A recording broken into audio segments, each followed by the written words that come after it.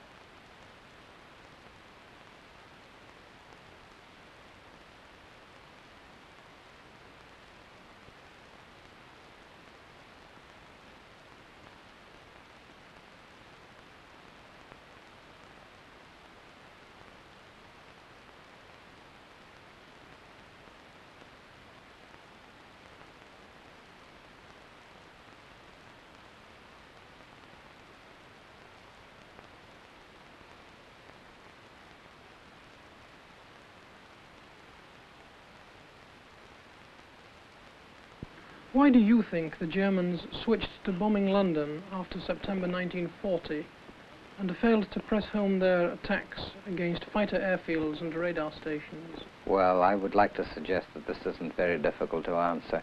They didn't know enough about what was going on. It's commonly called, I think, a lack of intelligence of the day-to-day situation. Their intelligence was bad.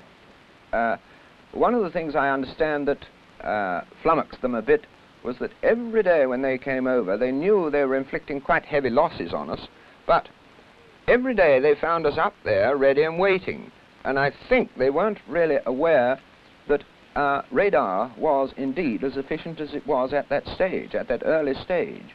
And that's why every time they came over, they found us up there very nearly waiting for them, as a result of which it became awfully depressing. And I think they overestimated our fighter strength. If they'd swept us from the sky, which was obviously their intention at the outset, if in fact they had done that, then they just had free-for-all bombing to do whatever they liked. And then their big Operation Sea Lion, or whatever it was called, the invasion, I think, would have taken place, having inflicted tremendous damage on our defenses such as they were at the time. Oh, I think that this is a factor which could certainly have been a serious one. You mustn't forget that we did succeed in defending the city of London from airfields which were always in front of London.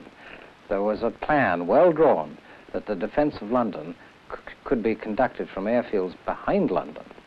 Now, we weren't put into that position, but we were very, very close to it. In England herrscht die allgemeine Ansicht vor, dass bei etwas längerer Konzentrierung der Luftangriffe auf Jagdflugplätze und Radarstationen der britische Widerstand gebrochen worden wäre. Was ist Ihre Ansicht darüber? Ganz kann ich die Ansicht nicht teilen, denn der Widerstand der britischen Jagdflugzeuge war eigentlich schon bis etwa um die Zeit um den 20. Juli herum gebrochen. Allerdings eine vollkommene Niederringung der britischen Insel war nur möglich durch eine Invasion. Es war so, dass ganz sicher der Wechsel der Ziele und der Zielgruppen ein großer Fehler war. Wenngleich auch Angriffe auf Flugplätze, um damit eine Luftwaffe am Boden zu zerstören, außerordentlich schwierig und langwierig sind. Es ist dann schon besser, man versucht die Industrie, dort wo die Flugzeuge hergestellt werden, nämlich die Motorenindustrie, die Zellenindustrie, Zulieferindustrie und eventuell sogar auch die Benzinversorgung anzugreifen, wie das nachher die alliierten Luftwaffen mit großem Erfolg gemacht haben. Auf jeden Fall ein Übergehen zu Angriffen auf die Hauptstadt, das war absolut verfehlt und hat höchstens zu einer Stärkung und Erhöhung noch des Widerstandswillens des englischen Volkes geführt. Britische Flugzeugführer haben geäußert, der Grund, dass sie sich nicht auf Radarstationen konzentrierten, sei der gewesen, dass sie die Wichtigkeit der Rolle, die das Radar bereits spielte, nicht richtig eingeschätzt hätten. Was ist Ihre Ansicht darüber?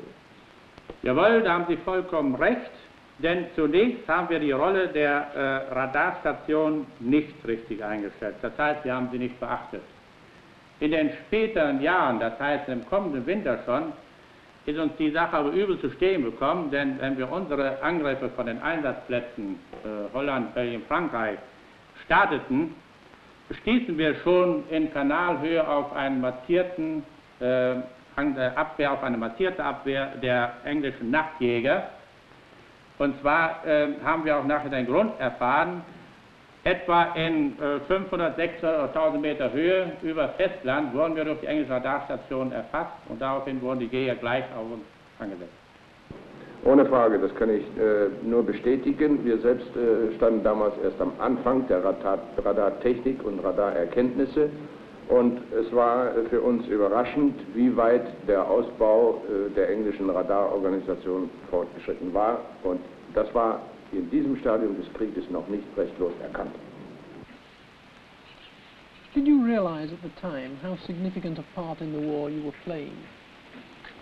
Oh yes, I think so. The pilots that had become leaders by this time, that's to say flight commanders and squadron commanders and wing leaders, like myself and many of the others, by this time we were fully trained, and we'd been through the training programs in peacetime year after year, and I think at this stage we did know that it was pretty well make or break when we were seeing these large enemy formations every time we flew, very nearly. We were well aware that this was the big show. I don't think that one realized the significant part as it is, we now recognize it to be, but we did know it was a very vital part that was taking place on a day-to-day basis. And this, of course, gave some sense of urgency about it. Did you respect the German pilots? Oh, indeed, yes. I had the utmost respect for them, always. So much so that one would never underestimate one.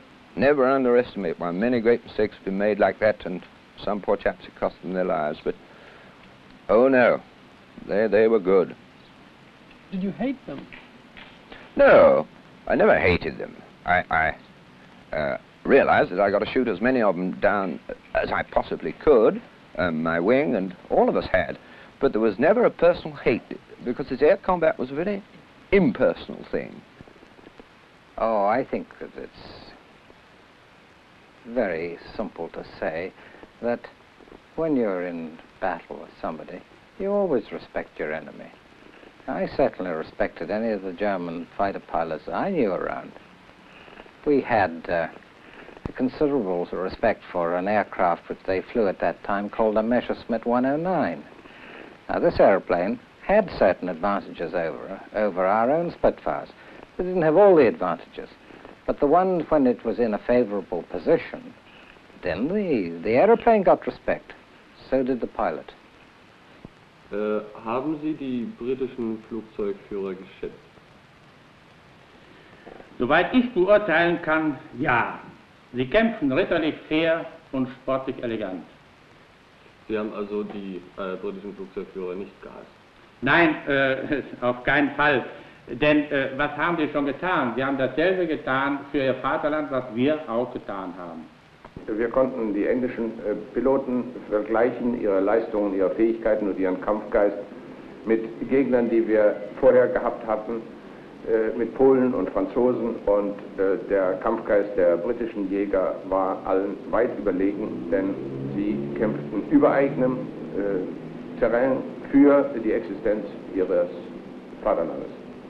Haben Sie aber auch gehasst? Ich meine, wenn Sie einen englischen Pilot abschossen, wünschten Sie ihm auch Tod? Oh nein, ganz und gar nicht. Wir waren im Grunde genommen froh, wenn sich die britischen Piloten am Fallschirm retten konnten, selbst wenn wir wussten, dass sie am nächsten oder übernächsten Tag wieder in der Luft erscheinen konnten. Und wir wurden von Göring einmal gefragt, Mölders und ich, ob wir uns nicht überlegt hätten, die Piloten am Fallschirm noch anzugreifen. Wir lehnten das ab, und selbst Göring stimmte damals zu und sagte, wenn man uns damals 1918 bis dieses Ansinnen gestellt hätte, hätten wir es genauso abgelehnt. Did you know some of the pilots by name? Oh yes, of course. I mean, we knew who were their big leaders and things like that. Oh, indeed, yes. Have you ever met any of them since? Oh, many of them. One, General Galland in particular, General Lédioc Galland, he had the Messerschmitt wing at Saint-Omer in France when I had the Biggin Hill wing of Spitfires, and we used to mix it quite frequently, although of course we weren't aware that it was each other, but we used to mix it quite often over France and the Channel. And then of course after the war I met him, and he was sitting here in this chair where you are a few weeks ago. I was going to ask you, did you fear death? Well, I think yes. I think one always feared death, but not in the actual thing of death. I know I was always very, very worried when I thought about it, of being shot down and trapped in the cockpit of flamer and that sort of thing, where you couldn't get out. But the actual thing of dying, I don't think one was worried about. But how one died, I think was... I expect a lot of people thought about it. I did, anyway. Yeah, I don't think one ever spoke about it as such, but I think that all good fighter pilots were probably very frightened, certainly under certain conditions. And I'm quite sure that I seem to remember that there was so much to live for. After all, I was, in 20s, and I knew there was an awful lot to come in the years ahead, and quite apart from it, I probably had a most important date on Saturday night. Angenommen, Deutschland hätte die Schlacht um England gewonnen. Wie würde dies Ihrer Ansicht nach den Fortgang des Krieges beeinflusst haben? Wenn Deutschland die Schlacht um England gewonnen hätte,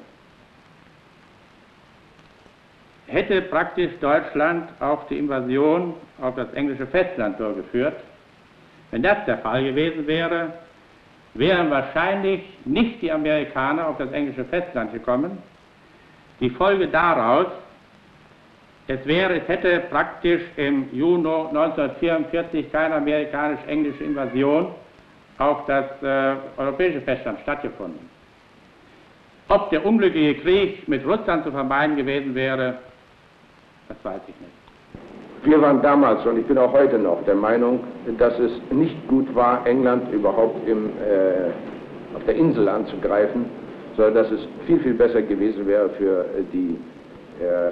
den Ausgang des Krieges, wenn man England an der Peripherie, meinetwegen im Mittelmeer, angegriffen hätte, dadurch, dass man das Mittelmeer geschlossen hätte, Gibraltar und Suez, und dann zu Gesprächen gekommen wäre. Wenn man England schon im Kernland angreift und wenn wir dort selbst mit einer Invasion erfolgreich gewesen wären, was 1940 durchaus im Bereich der Möglichkeiten lag, so wäre der Krieg ganz sicher nicht zu Ende gewesen, sondern England hätte von Kanada aus, die englische Regierung von Kanada aus, den Krieg weitergeführt. Mr. Stephen, reviewing all that has happened in the last 25 years, do you think the Battle of Britain was worth it? Oh, I'm sure. The Battle of Britain, I think it really must take its place alongside sort of Waterloo on the Army side, and I'm quite sure Trafalgar for the Navy, we had moved into a new medium. We've got the air power, and it probably was the first major clash of air forces and battles fought above the ground or above the sea. Therefore, I think the Battle of Britain is really something which ought to be recorded.